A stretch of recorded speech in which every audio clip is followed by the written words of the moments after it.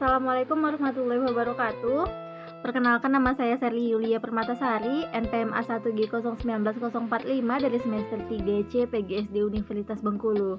Pada kesempatan kali ini, saya memenuhi tugas mata kuliah Sosiologi, Antropologi, dan Sejarah yang diampu oleh Bunda Wurjinem MSI. Di sini, saya akan menjelaskan materi mengenai salah satu kebudayaan yang berasal dari kota Bengkulu, yaitu Buangjong dan Bayarsat. Sebelum masuk ke dalam materi utama, saya akan menjelaskan sedikit mengenai kota Bengkulu. Provinsi Bengkulu merupakan salah satu provinsi yang berada pada Pulau Sumatera bagian barat. Kota ini merupakan kota terbesar kedua di pantai barat Pulau Sumatera, setelah Kota Padang. Sebelumnya, kawasan ini berada dalam pengaruh Kerajaan Indrapura dan Kesultanan Banten. Kemudian dikuasai Inggris sebelum diserahkan kepada Belanda. Kota ini juga pernah menjadi tempat pengasingan Bung Karno dalam kurun tahun 1939 sampai 1942. Dan kota ini juga merupakan tempat kelahiran salah satu istri beliau, yaitu Ibu Fatmawati. Kebudayaan yang tumbuh dan berkembang di kota Bengkulu tidak dapat dipisahkan dari sejarah berdirinya kota ini.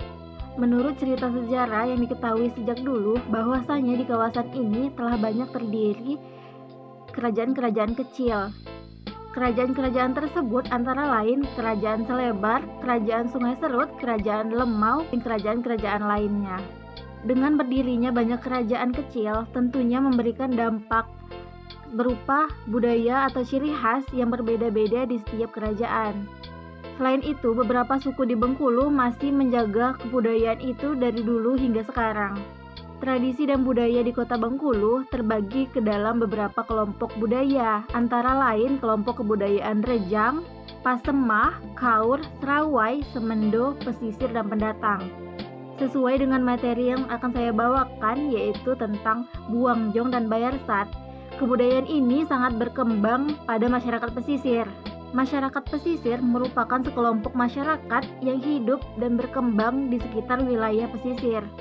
Wilayah pesisir merupakan wilayah peralihan daratan dan lautan, serta wilayah yang mendapat pengaruh laut, misalnya pasang surut air laut, angin laut, dan lain-lain. Masyarakat pesisir masih tergolong pada masyarakat dengan ekonomi menengah ke bawah, dan pada masyarakat pesisir masih kental dengan adat dan budaya yang selalu dilestarikan. Pada daerah Bengkulu, masyarakat pesisir banyak terdapat di sekitaran Pantai Zakat, Pantai Panjang, dan wilayah Pulau Bay. Sebagai contoh, saya tinggal di wilayah Pulau Bay, yang merupakan salah satu wilayah pesisir yang ada di kota Bengkulu. Di sini, kebudayaan Buangjong dan Bayarsat itu masih sangat kental dan selalu dilestarikan setiap tahunnya. Namun di kota Bengkulu, upacara adat Buangjong ini tidak berkembang secara pesat, tidak dimeriahkan seperti festival-festival lain, contohnya seperti festival Tabot. Buangjong atau Buangjong merupakan suatu upacara adat yang membuang jung atau perahu kecil ke tengah laut yang bertujuan untuk meminta keselamatan, kesejahteraan, dan hasil laut yang memuaskan kepada penguasa laut, atau di sini dikenal dengan Nabi Khidir. Upacara Buangjong ini biasanya dilakukan saat mendekati musim barat atau bertepatan dengan musim angin tenggara yang sedang kuat-kuatnya, yaitu di sekitar akhir bulan Juni dan awal bulan Juli. Buangjong di kota Bengkulu hampir sama dengan upacara adat Buangjong di kota Bangka Belitung. Di antara banyak persamaan, tentunya akan terdapat beberapa perbedaan yang membedakan antara upacara adat di kota Bengkulu dan upacara adat Buangjong di kota Bangka Belitung. Perbedaan pertama yaitu terletak pada kemewahan acara Buangjong ini. Di Bangka Belitung, upacara adat Buangjong itu sangat meriah, seperti halnya di Bengkulu itu sama dengan upacara Tabot. Namun di kota Bengkulu, upacara adat Buangjong ini kurang diapresiasi pemerintah dan masyarakat kurang terlalu paham mengenai berkembangnya upacara adat ini. Masyarakat umum mengira bahwa apabila masyarakat pesisir sedang melakukan upacara adat ini dianggap seperti pekerjaan sehari-hari, karena upacara adat ini tidak dimeriahkan seperti upacara adat di kota Bangka Belitung. Perbedaan yang kedua yaitu upacara adat Buang Jong di Bangka Belitung itu berlangsung selama 3 hari 3 malam secara berturut-turut, sedangkan upacara Buang Jong di Kota Bengkulu hanya memakan waktu 1 hari. Perbedaan yang ketiga yaitu persembahan yang mereka siapkan itu dikhususkan kepada dewa laut. Sedangkan di Kota Bengkulu itu tidak mempercayai adanya dewa laut, melainkan adanya nabi. Nabi tersebut merupakan Nabi Haidir. Dari artikel yang saya baca, banyak yang menyebutkan bahwa Nabi Haidir adalah penguasa laut yang dipercaya oleh masyarakat pesisir. Dan masih banyak artikel yang menyebutkan bahwa Nabi Haidir itu masih hidup sampai sekarang. Dan perbedaan yang terakhir terletak pada iringan-iringan pada upacara adat. Jika pada upacara adat Buang Jong di Kota Bangka Belitung, itu diiringi dengan tarian-tarian, nyanyian, dan musik tradisional. Sedangkan di Kota Bengkulu tidak diiringi dengan tari-tarian, melainkan hanya pembacaan doa yang dilakukan oleh sesepuh yang dipilih oleh masyarakat tersebut. Upacara adat Buang Jong telah ada sejak abad ke-12, yang dibawa oleh sekelompok pemandu laut ulung yang dikira sebagai perompak atau bajak laut masuk ke dalam laut Indonesia. Kisah ini juga terdapat di dalam buku yang berjudul Laudon. Orang yang dikatakan sebagai bajak laut ini bernama Lanun.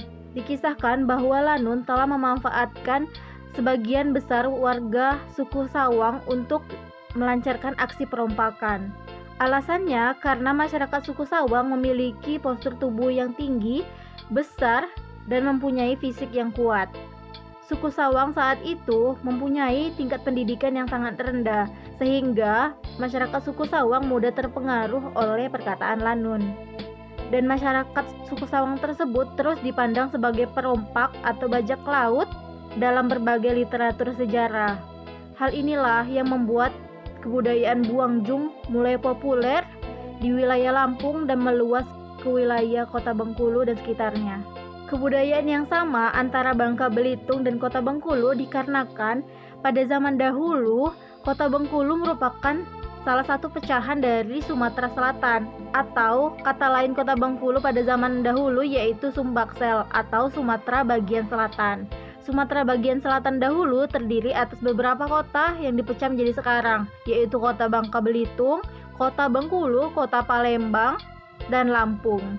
Namun pada daerah Bengkulu belum ditemukannya alasan khusus atau asal mula upacara Buang Jong yang berkembang sampai sekarang, karena masyarakat Kota Bengkulu mempercayai bahwa upacara Buang Jong ini merupakan warisan nenek moyang yang harus dilestarikan oleh masyarakat yang hidup pada daerah tersebut.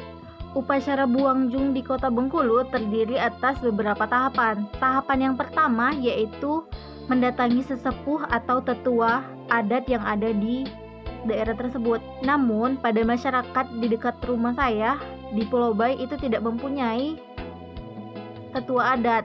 Jadi di sini untuk melaksanakan upacara Buang Jong hanya memanggil sesepuh atau orang tua yang dituakan pada daerah saya. Guna mendatangi sesepuh yaitu untuk memberitahu bahwa ada suatu masyarakat yang ingin melakukan upacara adat Buang Jong ini. Biasanya, masyarakat yang melakukan upacara Buang Jong ini disebabkan oleh beberapa faktor. Yang pertama, dia mempunyai kapal baru. Yang kedua, hasil laut yang didapatkan belakangan ini kurang memuaskan. Jadi, untuk melakukan upacara adat ini tidak bisa dilakukan di sembarang hari. Guna mendatangi sesepuh ini akan mencari hari yang dikiranya tepat untuk melakukan upacara adat Buang Jong ini.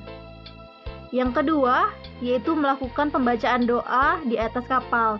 Setelah sesepuh atau pawang tersebut telah menentukan hari, maka suatu masyarakat yang ingin melakukan upacara adat Buang Jong ini akan melakukan pembacaan doa di atas kapal yang akan mereka bawa untuk melaut nanti. Pembacaan doa ini dilakukan pada saat kapal itu berhenti. Acara yang ketiga yaitu kapal yang telah didoakan tadi kemudian akan berlayar ke tengah laut untuk membuang jong yang telah disiapkan. Buang jong terdiri atas dua kata, buang dan jong. Buang memiliki arti membuang, sedangkan jong pada masyarakat pesisir diartikan sebagai perahu kecil. Perahu kecil yang akan dibuang ke tengah laut tersebut berukuran 3 kali 1 meter. Biasanya masyarakat pesisir membuat perahu kecil tersebut menggunakan kayu durian. Layar perahu dibuat dari kain berwarna putih, kemudian perahu ini diukir sedemikian rupa yang di dalamnya dilengkapi dengan keranjang atau raga yang akan menjadi tempat meletakkan persembahan. Persembahan tersebut biasanya berisi 2 sisir pisang, 4 sisir lengket atau sisir kutu, 1 buah keranjang yang berbentuk persegi panjang dan terbuat dari kelapa. Lalu keranjang tersebut diisi dengan beras, 1 batang lilin, dan 6 buah kelapa yang diikat menjadi satu. Semua perlengkapan persembahan ini disatukan dan diletakkan di tengah-tengah kapal yang telah diukir tadi. Kemudian dihias semenarik mungkin menggunakan kertas krep dan daun kelapa yang mudah atau sering disebut dengan janur, dan dicat menggunakan cat minyak yang berwarna putih, merah, dan cat buatan sendiri yang terbuat dari bahan alami seperti dari kunyit, arang, kapur, dan lain-lain. Kemudian masyarakat yang ingin melakukan upacara tersebut bersama sesepuh akan pergi berlayar ke tengah untuk membuang jung yang telah dihias tadi. Pembuangan jung itu dilakukan di tengah laut dikarenakan mereka berharap agar hasil yang akan mereka dapat dalam laut nanti itu bisa melimpah, karena masyarakat pesisir percaya bahwa di tengah laut itu merupakan sumber kehidupan untuk masyarakat pesisir. Jika dalam masyarakat Bangka, jung atau perahu kecil itu akan ditunggu dan diawasi kemana ia berlayar sampai perahu itu berhenti, sedangkan pada masyarakat Bengkulu hal tersebut tidak dilakukan, karena jika masyarakat tersebut telah membuang jung itu kemudian akan tenggelam seketika karena beratnya perahu yang telah dibuat tadi.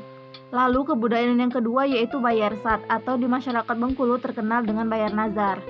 Biasanya masyarakat di sini apabila telah melakukan upacara pembuangan jung, lalu hasil melaut mereka memuaskan, mereka akan bayar sat, yaitu bayar nazar. Karena setiap orang yang melakukan upacara buang jung, secara tidak langsung mereka akan bernazar. Bayar sat atau bayar nazar merupakan suatu upacara adat yang bertujuan sebagai tempat menyalurkan rasa syukur terhadap tangkapan hasil laut yang melimpah.